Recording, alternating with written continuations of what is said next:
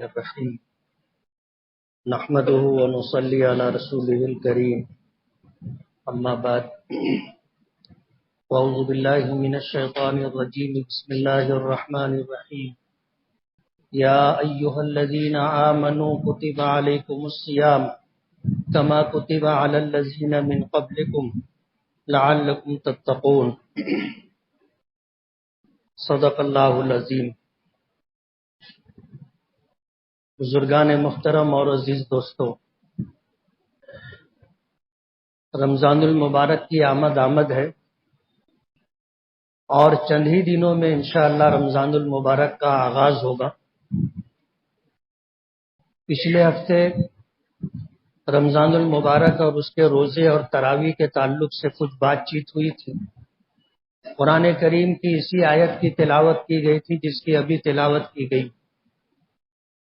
اللہ پاک فرماتے ہیں کہ ایمان والو، تم پر روزے فرض کیے گئے اس طرح جس طرح پچھلی امتوں پر روزے فرض کیے گئے تھے، تاکہ تم تقوی اور پرہیزگاری کی راہ پر آ جاؤ۔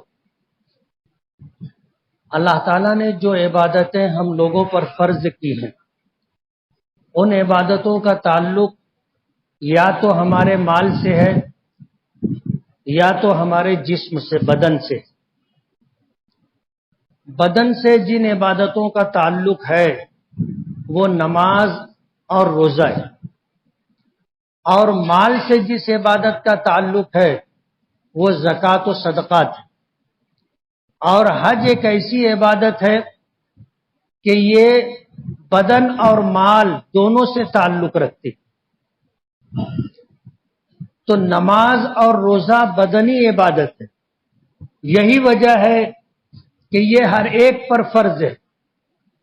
جب اس کا مال سے تعلق نہیں ہے تو پھر امیری اور غریبی سے اس کا تعلق نہیں، اس کا جسم سے اور بدن سے تعلق ہے۔ جب جسم اور بدن سے تعلق ہے تو ظاہر بات ہے، امیر ہو غریب ہو، اللہ نے سب کو بدن عطا کیا، جسم عطا کیا۔ اور طاقت اور قوت کا تعلق جسم سے ہے، مال و دولت سے نہیں ہے۔ ایسا نہیں ہے کہ جو آدمی مالدار ہوگا وہ طاقتور ہوگا اور جو غریب ہوگا وہ کمزور ہوگا، ایسا نہیں۔ امیر و غریب طاقتور بھی ہو سکتے ہیں، کمزور بھی ہو سکتے۔ تو نماز اور روزے کا تعلق جسم سے، آپ دیکھو گے نماز کا تعلق جسم کے ظاہر سے، جسم کے ظاہر سے ہے۔ اس میں قیام ہے، رکوع ہے، سجدہ ہے، قومہ ہے، جلسہ ہے، قاعدہ ہے۔ یہ جسم کے ظاہر سے تعلق رکھتا ہے، اور جب آدمی نماز پڑھتا ہے تو کچھ وقت کے لیے مصروف ہو جاتا ہے۔ نماز کی حالت میں آدمی کھانا نہیں کھا سکتا، پانی نہیں پی سکتا، چل پھر نہیں سکتا، بات چیت نہیں کر سکتا، مصروف ہو جاتا ہے۔ اس کا تعلق جسم کے ظاہر سے۔ روزے کا تعلق جسم کے باطن سے۔ اب آپ روزہ ہیں یا نہیں ہیں، میں روزہ ہوں یا نہیں ہوں، کوئی دیکھنے والا فیصلہ نہیں کر سکتا۔ جب تک کہ مجھے کھاتا پیتا نہیں دیکھے گا، وہاں تک وہ یہ فیصلہ نہیں کر سکے گا کہ یہ روزے سے نہیں۔ تو روزے کا تعلق جسم کے ظاہری حصے سے نہیں، باطن سے تعلق رکھتا ہے۔ اور روزہ نام ہے صبح صادق سے لے کر کے سورج غروب ہونے تک کھانے پینے اور جسمانی خواہشات، ضروریات، جس کو ہم جماع اور ہم بستری کہتے ہیں، اس سے رکے رہنے کا نام روزہ ہے۔ پچھلے ہفتے اشارتاً میں نے ایک مسئلے کی طرف بات رخ کیا تھا کہ روزے کی حالت میں ہم بستری نہیں ہو سکتی، لیکن بہت سارے لوگ ایسے ہوتے ہیں جنہیں شاید اس بات کی خبر نہیں ہے، وہ سحری کرتے ہیں اور دن کے ابتدائی حصے میں ہم بستری کا ارتکاب کر لیتے، جبکہ بیوی بھی روزے سے ہوتی ہے، شوہر بھی روزے سے ہوتا ہے۔ اور اگر روزے کی حالت میں ہم بستری کی گئی تو اس پر قضا اور کفارہ دونوں لازم ہوتا ہے۔ قضا ایک روزے کے بدلے میں ایک روزہ رکھنا، اور کفارہ 60 روزے یعنی 2 مہینے کے روزے مسلسل رکھنا، بیچ میں ایک دن بھی آپ بغیر روزے کے نہیں رہ سکتے۔ اگر اس 2 مہینے کے درمیان کسی نے بیچ میں ایک روزہ چھوڑ دیا تو وہاں سے اس کو پھر 2 مہینے کے روزے رکھنے۔ رمضان المبارک آتا ہے، مسائل پوچھے جاتے ہیں تو اندازہ ہوتا ہے کہ بہت سارے لوگ رمضان میں روزے کی حالت میں دن کے ابتدائی حصے میں ہم بستری کا ارتکاب کر لیتے ہیں، جس کی وجہ سے ان کا روزہ تو جاتا ہے، ٹوٹ جاتا ہے، قضا بھی واجب ہوتی ہے اور 60 روزوں کا کفارہ بھی ان کے اوپر عائد ہو جاتا ہے۔ یہ مسئلہ آپ کو علم ہوا، آپ دوسروں کو بھی بتائیے۔ یہ بات عام ہونی چاہیے کہ لا علمی کی بنیاد پر اس طرح کے جو معاملات ہو جاتے ہیں اس کا تدارک ہو سکے، سد باب ہو سکے۔ تو میں یہ کہہ رہا تھا کہ نماز کا تعلق جسم کے ظاہر سے ہے اور روزے کا تعلق جسم کے باطن سے ہے۔ یہی وجہ ہے کہ نبی کریم صلی اللہ علیہ وسلم نے فرمایا کہ روزہ میرے لیے ہے، الصوم لی وانا اجزا بہ، کہ روزہ میرے لیے ہے۔ روزہ رکھنے والے کو پتا ہے کہ وہ روزہ ہے اور اللہ جانتا ہے کہ یہ روزے سے ہے یا نہیں۔ اس بنا پر روزے کا تعلق جسم کے باطن سے ہے۔ روزے کی حالت میں کوئی ایسا عمل نہیں ہے جس کو دیکھ کر کے کوئی فیصلہ کر سکے کہ یہ روزے سے۔ ابھی ہم لوگ بیٹھے ہوئے ہیں جمعہ کی نماز کے انتظار میں، ہم میں سے کون روزہ ہے کوئی کسی کو دیکھ کر کے فیصلہ نہیں کر سکتا۔ یعنی روزے کے لیے کوئی ظاہری عمل نہیں ہے جیسے نماز کے لیے ہے۔ نماز کے لیے ظاہری عمل ہے، آدمی قیام کی حالت میں ہاتھ باندھ کے کھڑا ہوتا ہے، رکوع کی حالت میں جھکا ہوا ہوتا ہے، سجدے کی حالت میں زمین پر پیشانی رکھے ہوئے ہوتا ہے۔ اس سے سمجھ میں آتا ہے کہ یہ آدمی نماز پڑھ رہا ہے، لیکن روزے کے لیے ایسی کوئی ظاہری علامت نہیں ہے۔ تو نماز کا تعلق ہمارے جسم کے ظاہر سے ہے اور روزے کا تعلق ہمارے جسم کے باطن سے ہے۔ اللہ پاک نے ہر صاحب ایمان پر روزہ فرض کیا۔ شہر رمضان الذی انزل فیہ القرآن، کہ رمضان کا یہ مہینہ اللہ پاک نے ہم مسلمانوں کو عطا کیا، جس میں اللہ پاک نے قرآن کریم اتارا اور اسی کے متعلق فرمایا کہ فمن شہید منکم الشہر فلیصمہ، تم میں سے جو آدمی رمضان کا مہینہ پائے اسے چاہیے کہ رمضان کے روزے رکھے۔ جس طرح ہر مسلمان پر امیر ہو یا غریب ہو نماز فرض ہے، اسی طرح ہر مسلمان پر امیر ہو یا غریب ہو روزہ فرض ہے۔ یہ بدنی عبادت ہے، اس کا تعلق بدن سے ہے، مال سے نہیں ہے۔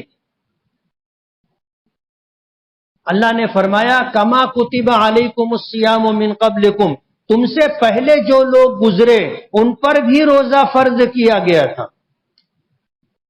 پہلی بات تو یہ کہ تم پر روزہ فرض کیا گیا، اور دوسری بات یہ کہ صرف تم پر ہی روزہ فرض کیا گیا ایسا نہیں، پچھلی امتوں پر بھی روزہ فرض کیا گیا تھا۔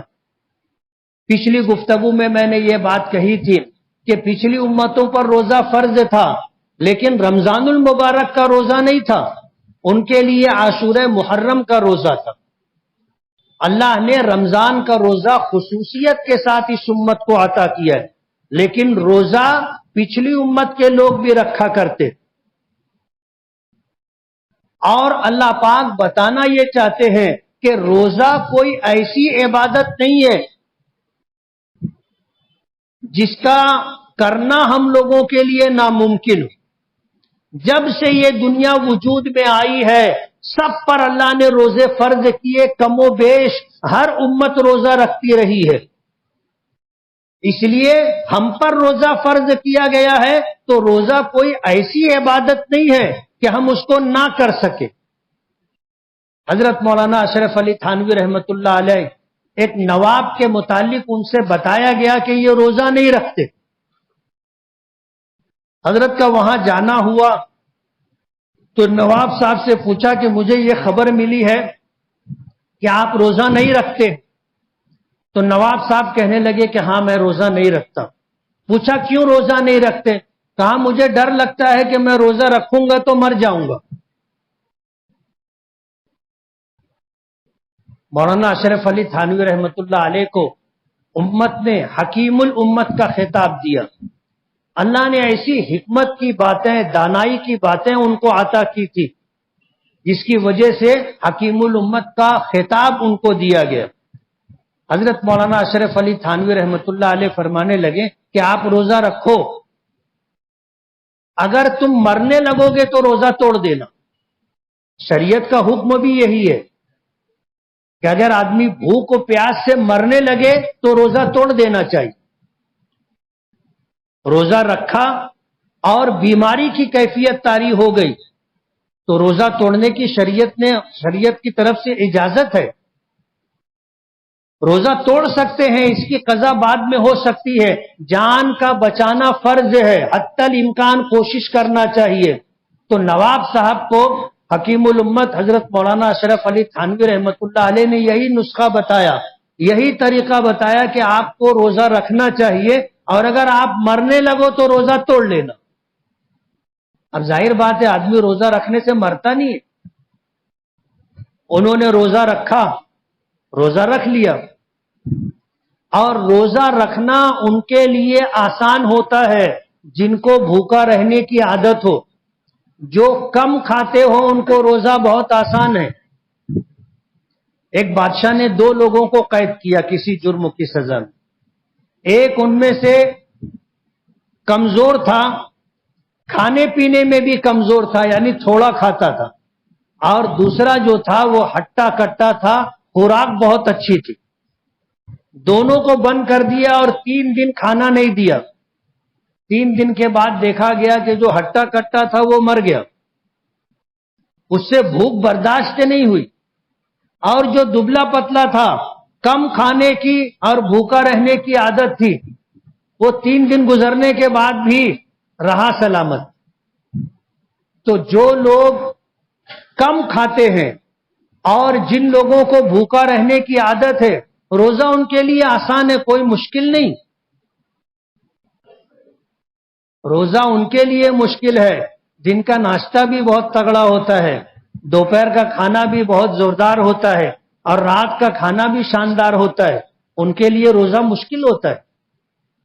لیکن جو لوگ کم کھاتے ہیں، اور یہ کامل ایمان ہونے کی علامت ہے. نبی کریم صلی اللہ علیہ وسلم نے فرمایا المؤمن یأکل فی مئۃ واحدہ، کہ جو ایمان والا ہوتا ہے یعنی کامل ایمان والا ہوتا ہے وہ ایک آنت میں کھاتا ہے. والکافر یأکل سبعۃ امعاء، اور کافر جو ہوتا ہے وہ 7 آنتوں میں کھاتا ہے. خوراک کا اتنا فرق ہوتا ہے ایمان کے کمال کی وجہ سے. تو زیادہ کھانا کوئی اچھی بات نہیں ہے اور کوئی کمال کی بات نہیں ہے، کم کھانا کمال کی بات ہے. حضرت مولانا محمد قاسم نانوتوی رحمت اللہ علیہ جو دارالعلوم دیوبند کے بانی ہیں، جنہوں نے دارالعلوم دیوبند کی بنیاد رکھی تھی، ان کو کسی سادھو نے مقابلے کی دعوت دی اور یہ کہا کہ آؤ ہم دیکھتے ہیں تم کون زیادہ کھاتا ہے. تو مولانا قاسم نانوتوی رحمت اللہ علیہ نے فرمایا زیادہ کھانا کوئی کمال کی بات نہیں ہے، آؤ ہم اس پر مقابلہ کرتے ہیں کہ کون کتنے دن تک بھوکا پیاسا رہتا ہے. ساتھ میں بیٹھتے ہیں ایک کمرے کے اندر، دروازہ بند، کھانے پینے کی کوئی چیز نہیں رہے گی، کون کتنے دن تک بھوکا پیاسا رہتا ہے اس پہ مقابلہ کرتے. ظاہر بات ہے وہ بہت کھانے والا تھا، وہ تو ایک ٹائم نہیں کھائے تو اس کی حالت خراب ہو جائے گی، اس نے مقابلے سے انکار کر دیا. تو روزے کا تعلق جسم کے باطن سے. تیسری بات آیت کریمہ میں اللہ پاک نے جو ذکر کی ہے لعلکم تتقون، تاکہ تم میں تقوی اور پرہیزگاری پیدا ہو جائے. 3 چیزیں روزے کی حالت میں ضروری ہے. صبح صادق سے لے کر کے سورج غروب ہونے تک کھانے سے رکنا ہے، پینے سے رکنا ہے، جماع اور ہم بستری سے رکنا ہے. یہ 3 چیزیں چھوڑ کر کے آدمی روزے کے نیت سے صبح صادق سے لے کے شام تک رکا رہے تو یہ روزے دار ہے، یہ روزے دار ہے۔ ان تین چیزوں کا چھوڑنا ہے۔ اب تقوی اور پرہیزگاری کن راستوں سے آپ کو اللہ پاک عطا کرے؟ کھانا پینا، خواہشات نفسانی، ان تین چیزوں پر اگر آپ نے کنٹرول کر لیا، اللہ پاک تقوی اور پرہیزگاری کی دولت عطا کر دے۔ عام حالات میں بھی نبی کریم صلی اللہ علیہ وسلم نے فرمایا کہ آدمی روزے سے نہ ہو تو بھی کھانے کے لیے پیٹ کے تین حصے کرنا چاہیے، ایک غذا کے لیے ایک حصہ، دوسرا حصہ پانی کے لیے اور تیسرا حصہ خالی رکھا جائے۔ یہ عام دنوں میں کھانے کا ہمارا معاملہ ہونا چاہیے، معمول ہونا چاہیے، لیکن ہم لوگ ان چیزوں کو پیش نظر نہیں رکھتے، اور کم کھانے کی جو خوبیاں ہیں اور کم کھانے سے جو صلاحیتیں بیدار ہوتی ہیں، وہ جب آپ اس پر عمل کرو گے تو آپ کو اندازہ ہوگا۔ کم کھانے کی عادت ڈالنا چاہیے جسم کے باطن کو۔ جب آدمی ان تین راستوں سے کھانے پینے اور خواہشات نفسانی سے پابند کر لیتا ہے تو اللہ پاک اسے تقوی اور پرہیزگاری کی دولت عطا کر دیتے۔ یہی وجہ ہے کہ وہ شخص جس پر خواہشات کا غلبہ ہو اور شادی نہیں ہوئی ہو، اندیشہ ہو کہ یہ زنا میں گناہ میں مبتلا ہو جائے گا، تو اس کے لیے نبی کریم صلی اللہ علیہ وسلم نے فرمایا کہ اسے چاہیے کہ وہ روزہ رکھے، فَلْيَصُمْ فَإِنَّهُ لَهُ وِجَاءٌ، کہ وہ روزہ رکھے۔ روزہ رکھنا اس کے لیے خواہشات نفسانی پر کنٹرول کرنے کا ذریعہ بنے گا، اللہ گناہ سے روک دیں گے۔ ایک مہینہ اگر صحیح معنوں میں آدمی روزہ اہتمام کے ساتھ رکھے، اہتمام کا مطلب یہ ہے کہ ہم لوگ روزہ رکھے، سحری میں اتنا نہ کھائیں کہ کھٹی ڈکار آنے لگے۔ اسی لیے نبی کریم صلی اللہ علیہ وسلم نے فرمایا کہ سحری کیا کرو۔ یہ یہود و نصارہ سے مخالفت ہے، وہ بغیر سحری کے روزہ رکھتے ہیں اور ہم سحری کے ساتھ روزہ رکھتے ہیں۔ حضور نے فرمایا کہ چاہے ایک چھوارا کھا لو، ایک کھجور کھا لو، یعنی کم کھانا چاہیے سحری میں۔ مثال ایک چھوارے یا ایک کھجور کی نبی کریم صلی اللہ علیہ وسلم نے۔ روزے کی حالت میں کچھ وقت بھوک کی شدت کے ساتھ گزرنا چاہیے۔ جب اس طرح ہم لوگ روزہ رکھیں گے کہ شام کے قریب بھوک کی شدت ہوگی تو یہ جسم بھوک کی وجہ سے کنٹرول میں رہے گا۔ نبی کریم صلی اللہ علیہ وسلم نے یہی چیزیں ارشاد فرمائی کہ کھانے کا راستہ، پینے کا راستہ، خواہشات نفسانی کا راستہ، اس کو آپ بند کرو، اللہ تقوی کی صفت عطا کریں گے۔ اگر ہم لوگ روزہ جیسا ہم لوگ اہتمام کرتے ہیں کھانے پینے کا، وہ اہتمام نہ کیا جائے اور روزہ رکھا جائے تو اس کے اثرات 11 مہینوں پر محیط رہیں گے۔ لیکن ہمارا روزہ تو نام کا روزہ ہوتا ہے، شریعت کے تقاضوں کو ہم پورا کر دیتے کہ سحری سے صبح صادق سے لے کر کے سورج غروب ہونے تک کھانے پینے اور خواہشات نفسانی سے رک جاتے ہیں، لیکن بیچ میں ایک وقت کا جو کھانا ہم چھوڑتے ہیں اس کی تلافی سحری اور افطاری میں ہو جاتی ہے۔ 11 مہینہ ہم جو نہیں کھاتے، جو اہتمام نہیں کرتے کھانے پینے میں، وہ اہتمام رمضان المبارک میں ہوتا ہے۔ ہم میں بہت کم لوگ ہوں گے، 1% لوگ بھی ایسے نہیں ہوں گے جو 11 مہینے میں ڈرائی فروٹ کی تری وغیرہ استعمال کرتے ہو۔ اللہ ماشاءاللہ کسی کے گھر کا معمول ہوگا تو الگ بات ہے، ورنہ ڈرائی فروٹ کی تری ہم لوگ سحری میں افطاری میں لیتے ہیں اہتمام کے ساتھ۔ فروٹ استعمال ہوتا ہے کھانے کے اندر، اچھے چاول، اچھا گوشت، اچھی چیزیں استعمال ہم لوگ کرتے ہیں۔ تو ایک وقت کے کھانے کا جو گیپ ہوتا ہے اس سے کوئی فرق نہیں پڑتا. بہت سارے لوگوں کی تو رمضان میں صحت بن جاتی، سحری زوردار رہتی ہے، افطاری زوردار، اور پھر تیسرا کھانا تراویح کے بعد بھی رہتا ہے. آیت کریمہ میں تیسری بات ذکر کی گئی لعلکم تتقون. روزہ رکھنے کا مقصد کیا ہے؟ اللہ پاک روزے سے چاہتے کیا ہیں؟ اللہ پاک کی منشا یہ ہے کہ آدمی میں تقوی اور پرہیزگاری پیدا ہو جائے. پچھلے ہفتے میں نے اس بات کو ذکر کیا تھا کہ استقبال رمضان کا مطلب کیا ہے. استقبال رمضان کا مطلب یہ ہے کہ ہم عبادت کے لیے اپنے آپ کو تیار کر لیں. 5 وقتہ نمازوں کا باجماعت اہتمام، روزے کا اہتمام، تراویح کا اہتمام. تراویح مستقل ایک سنت ہے جو پورا مہینہ پڑھی جائے گی، اور تراویح میں پورا قرآن پاک پڑھنا یہ ایک مستقل الگ سنت ہے. ان چیزوں کا اہتمام کرنا یہ ہے استقبال رمضان.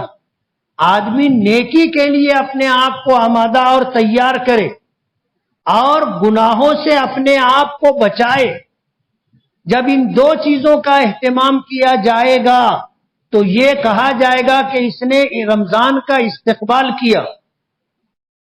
اور اگر جیسے 11 مہینے زندگی گزرتی رہی گناہوں کے ساتھ، رمضان میں بھی اگر گناہ ہوتے رہے تو یہ تو رمضان کا استقبال نہیں ہوا. نماز تو 11 مہینے پڑھی جاتی ہے، اللہ کا ذکر کہو، قرآن کریم کی تلاوت کہو. 11 مہینہ منع نہیں ہے، 11 مہینہ بھی یہ چیزیں ہونی چاہیے، لیکن رمضان میں اس کا اہتمام ہونا چاہیے. زکوٰۃ کا تعلق انسان کے مال سے، جس کو اللہ نے صاحب نصاب بنایا اس پر زکوٰۃ فرض ہے. جو مال کی زکوٰۃ آپ نے پچھلے سال دی تھی، اگر وہ مال اب بھی باقی ہے تو اس سال بھی اس پر آپ کو زکوٰۃ دینی ہے. یعنی زکوٰۃ ہر سال واجب ہوتی ہے. مسئلہ کل کسی نے پوچھا کہ میرے پاس کچھ پیسہ تھا، پچھلے سال میں نے اس کی زکوٰۃ دے دی، کیا اس سال پھر اس کی زکوٰۃ دینی پڑے گی؟ اس کے ذہن میں سوال یہ تھا کہ جس مال کی ایک مرتبہ زکوٰۃ دے دی گئی، کیا دوبارہ اس کی زکوٰۃ فرض ہے؟ یہی بتانا ہے کہ ہر سال آپ کو زکوٰۃ دینی ہے. ایسا نہیں ہے کہ ایک 10 لاکھ روپیہ آپ کے گھر میں رکھا تھا، آپ نے پچھلے سال اس کی زکوٰۃ دے دی تو اب زکوٰۃ نہیں دینی پڑے گی. ایسا نہیں ہے. یہ مال پچھلے سال تھا تو زکوٰۃ دی گئی، اس سال ہے تو بھی زکوٰۃ دینی پڑے. صاحب نصاب لوگوں پر زکوٰۃ فرض ہے، اور زکوٰۃ در حقیقت مال کو پاک کرنے کا ایک ذریعہ ہے. مال کو پاک کرنے کا اور مال کو ضائع اور برباد ہونے سے بچانے کا ذریعہ ہے. آدمی کا دیوالیہ کیوں نکلتا ہے؟ زکوٰۃ نہیں دیتا اس لیے اس کو نقصان ہوتا ہے.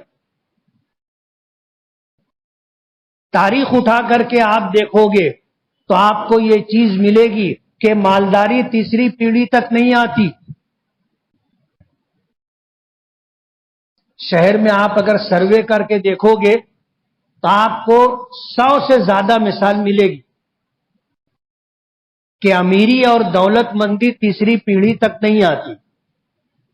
اس کی وجہ، آپ اگر اس کی وجہ تلاش کرو گے تو بہت ساری چیزوں میں ایک چیز یہ بھی ملے گی کہ اپنے مال کی پوری زکوٰۃ نہیں نکالی جاتی.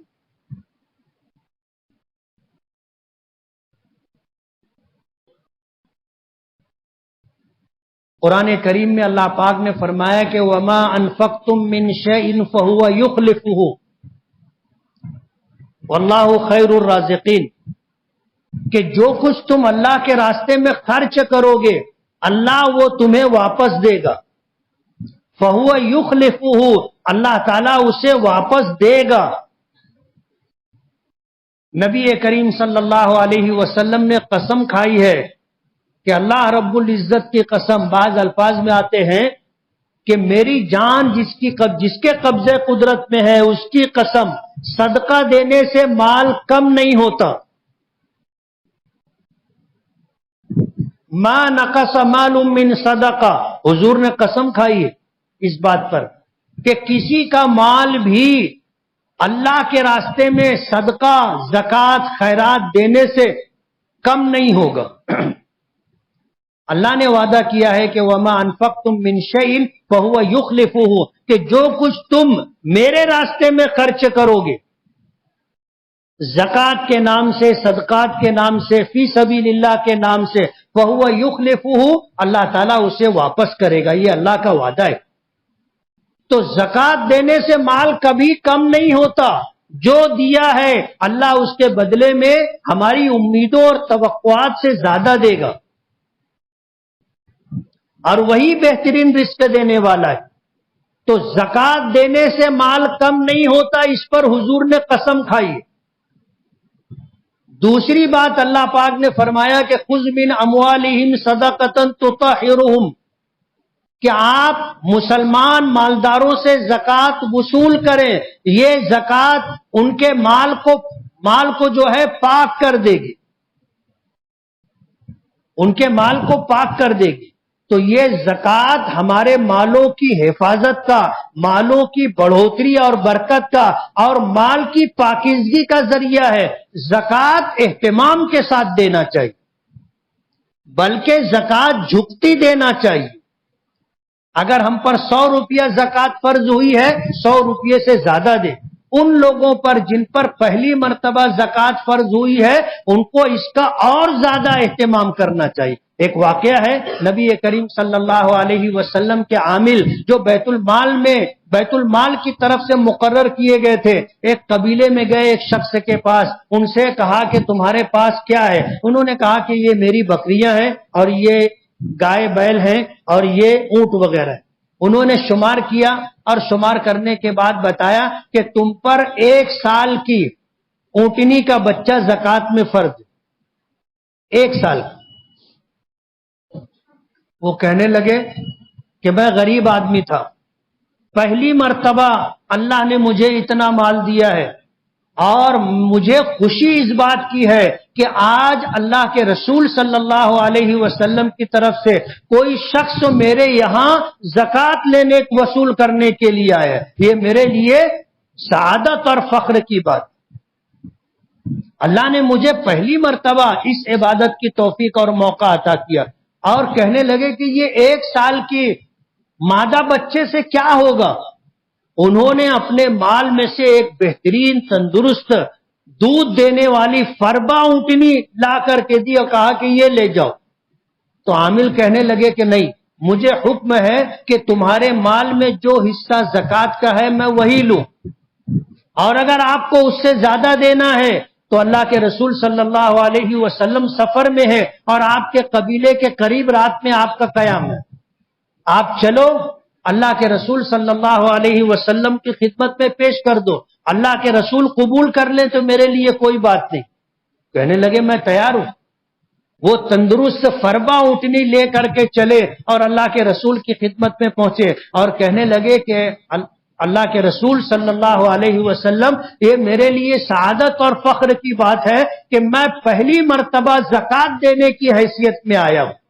آپ کے عامل آئے، انہوں نے میرے مال کو دیکھا اور کہا کہ 1 سال کا بچہ مادہ میری زکات میں میرے مال میں فرض ہے۔ اللہ کے رسول، یہ 1 سال کا بچہ آپ کے کس کام کا؟ یہ نہ دودھ دے سکتا ہے، اور نہ سواری کے کام آ سکتا ہے، نہ بار برداری کے کام آ سکتا ہے۔ تو اللہ کے رسول، میں یہ اونٹنی لے کر کے آیا ہوں، آپ اسے قبول فرمائیں۔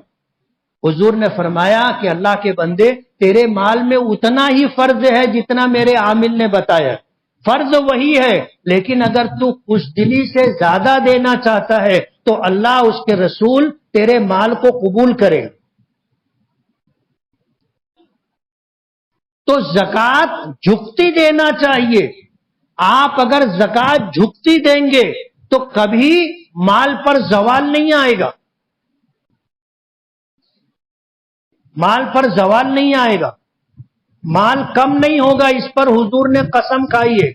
ہم کو دکھتا ہے کہ 100 روپے میں سے 2.5 روپیہ ہم نے زکات کا نکالا تو 2.5 روپیہ کم ہوا، ایسا دکھتا ہے، لیکن اللہ کا وعدہ ہے اللہ یہ واپس کریں گے اور برکتوں کے ساتھ واپس کریں گے، یہ اللہ کا وعدہ ہے۔ تو ہم اپنے دیکھنے پر اعتماد نہ کریں، اللہ اس کے رسول کے وعدے پر اعتماد اور بھروسہ کر کے زکوٰۃ پوری پوری ادا کریں۔ آپ زکوٰۃ پوری پوری ادا کریں گے، آپ کے مال پر کبھی زوال نہیں آئے گا، کبھی دیوالیہ نہیں ہوگا، کبھی غربت آپ کے دروازے پر نہیں آئے گی، اور آپ کا مال پاک ہوگا، اور پاک مال آپ استعمال کرو گے، اللہ آپ کی جان اور مال کو پاک کرے گا۔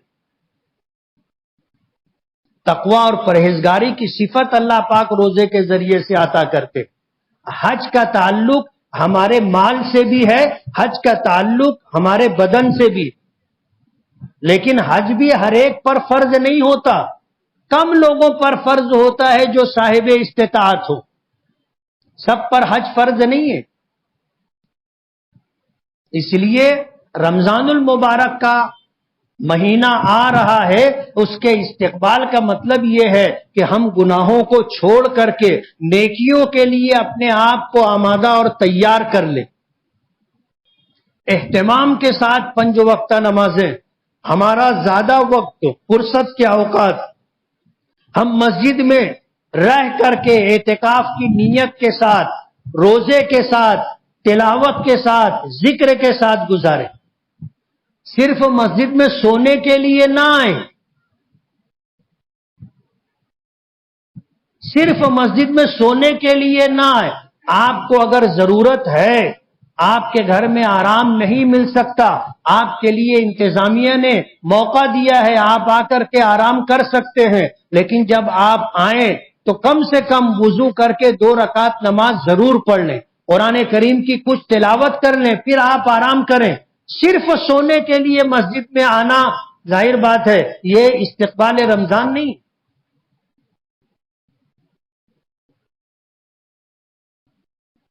اور تقوی و پرہیزگاری کا حصول ہی روزے کا مقصد ہے۔ اللہ پاک ہمیں روزے کے مقاصد کو پورا کرنے کی توفیق عطا فرمائے، نمازوں کا اہتمام، تراویح کا اہتمام، روزوں کا اہتمام عطا فرمائے۔ اسی کے ساتھ قرآن کریم کا ایک خاص تعلق ہے رمضان المبارک سے کم 1 مرتبہ تو پورا قرآن پاک رمضان میں پڑھنا چاہیے۔ پڑھیں گے نا، ختم کریں گے نا، اللہ تعالی عمل کی توفیق دے۔ وآخر دعوانا ان الحمد للہ رب العالمین۔ جن